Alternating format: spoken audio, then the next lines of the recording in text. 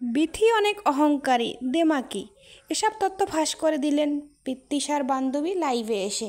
বিস্তারিত জানতে হলে পুরো ভিডিওর সঙ্গে থাকুন। আসসালামু আলাইকুম সবাইকে, কেমন আছেন সবাই? আশা করি সবাই ভালোই আছেন। যদি ভালো না থাকতেন তাহলে তার মানুষের ভিডিওতে এসে উল্টাপাল্টা কমেন্ট করতেন না, অনেকেই, ম্যাক্সিমাম মানুষই।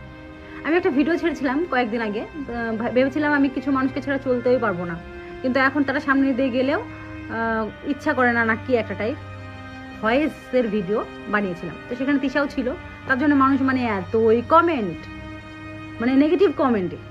তার মধ্যে একটা আপু লিখেছে, কি যেন নাম আপুটার, আফিয়া রহমান।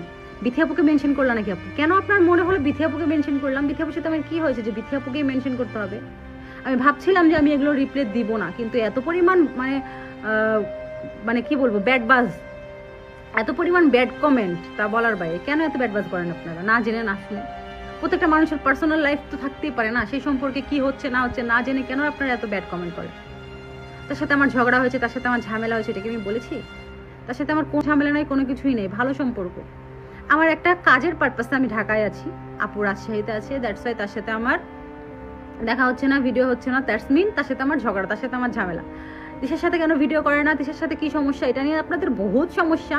যাই হোক, যার যার সমস্যা, আমি কোনো কথা বলতেই চাচ্ছি না তার বিষয়ে, আমি আমারটা বলি। তাকে মিন করে শুধুমাত্র ভিডিওটার মধ্যে তিশা ছিল, দ্যাটস ওয়াই আমরা দুই বান্ধবী, তার সাথে আমার ঝামেলা। অনেকে লিখেছে বিথি আপুর আসলে অনেক অহংকার হয়ে গেছে, না হলে সে কেন কারোর সাথে মিশতে পারে না। ভাই, আপনারা জানেন তার আসলে সে মানুষটা কেমন, মানুষ হিসেবে কেমন? কতটুকু মিশেছেন তার সাথে? 24 ঘন্টা মিশেছেন? তার মানসিকতা সম্পর্কে জানেন আপনারা? ধারণা আছে? তার মতন মানুষই হয় না, সে একটা মাটির মানুষ, তার মধ্যে কোনো অহংকার নাই। যদি না মিশেন তাহলে না জেনে না শুনে কথা বলবেন না। তারপরে আবার অনেকে লিখেছে, এতদিন তো বিথি আপুকে ছাড়া আপনারা চলতে পারতেন না, তারপরে আবার এখন আপনাদের অহংকার হয়ে গেছে। ভাই, পৃথিবীতে বন্ধু বান্ধব থাকে, একজন আরেকজনের মাধ্যমে থাকে, উঠে বসে, নামে, সবকিছুই। রিজিকে লেখা থাকলে আল্লাহ সেটা দান করে, বন্ধু বান্ধব উসিলা হয়। এটার মানে এই না তাকে ছাড়া থাকতে পারবো না, চলতে পারবো না। আর তার সাথে এমন কোনো কিছুই হয়নি আমাদের যে আপনাদের এই কি বলবো, আমার আসলে মুখে কথা আসছে না।